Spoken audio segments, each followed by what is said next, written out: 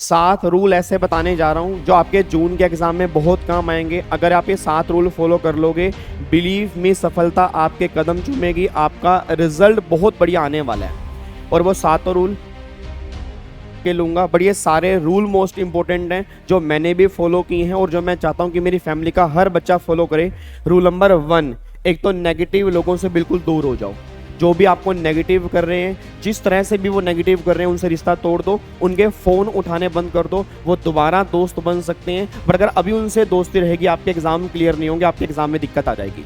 Rule number 2 आपको बताने जा रहा हूँ, कोई भी नया कॉन्सेप्ट आपने बिल्कुल भी नहीं उठाना अभी, क्योंकि ना काफ़ी सारे बच्चे ग्रुप में मेरे को लग रहा है लगे हुए हैं। कोई टीचर ने अगर PDF डाल दिया, बच्चा अगर ये तो हमारे टीचर ने करवाया ही नहीं है, उसको छोड़ दो। 4 दिन बचे हैं, जो आपने कर लिया बेस्ट कर लिया, जितना कर लिया बेस्ट कर लिया, उसी को रिवाइज करो। कोई भी नया कॉन्सेप्ट अगर इस टाइम उठाओगे, आपके एग्जाम में दिक्कत आ जाएगी जी। रूल नंबर 3 जो आपको बहुत ध्यान देना है, आपको अपने ऊपर विश्वास करना है। Believe in your self. अगर आप अपने ऊपर विश्वास करोगे तभी दुनिया तुम्हारे ऊपर विश्वास करेगी। अगर आप अपने ऊपर ही विश्वास नहीं करोगे, कोई आपके ऊपर विश्वास नहीं करेगा।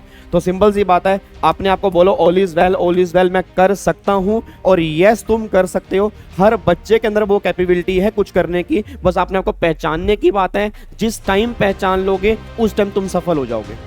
रूल नंबर 4, ये बात ध्यान देना, आपको खाने पीने का भी बहुत ध्यान देना है, क्योंकि 4 दिन पहले किसी को बुखार होता है, खांसी, जुकाम, जॉन्डिस, मतलब अलग अलग किसी को फूड मतलब प्रॉब्लम हो गई। वही कई बार कहते हैं ना कि मतलब बाहर का खाना चल रहा है, तो खाने पीने पे ध्यान दो। खाना घर का खाओ, नॉर्मल खाना खाओ, ये बाहर का खाना जंक फूड एक बार छोड़ दो, क्योंकि एग्जाम दोबारा 6 महीने के बाद आएंगे। खाना तुम 15 दिन के बाद भी खा सकते हो, जो आपका मनपसंद वाला खाना है।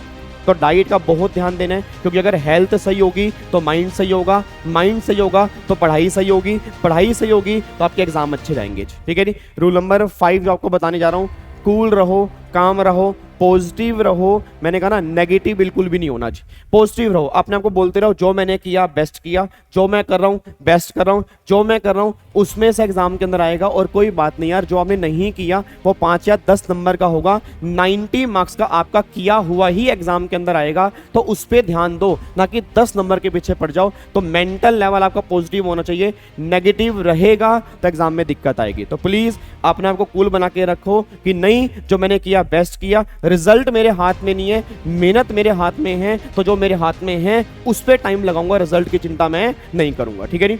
रूल नंबर 6 मैं आपको बताने जा रहा हूं, सोशल मीडिया को डीएक्टिवेट कर दो। ये व्हाट्सएप हो गया, इसको एक बार के लिए हटा दो। अगर कुछ इंपॉर्टेंट ग्रुप हैं उसी को रखो, बाकी सारे ग्रुप बेकार के हैं, या तो उनसे एग्जिट हो जाओ, बाद में दोबारा से ज्वाइन कर लेना, बट अभी वहां से लेफ्ट हो जाओ। ठीक है जी।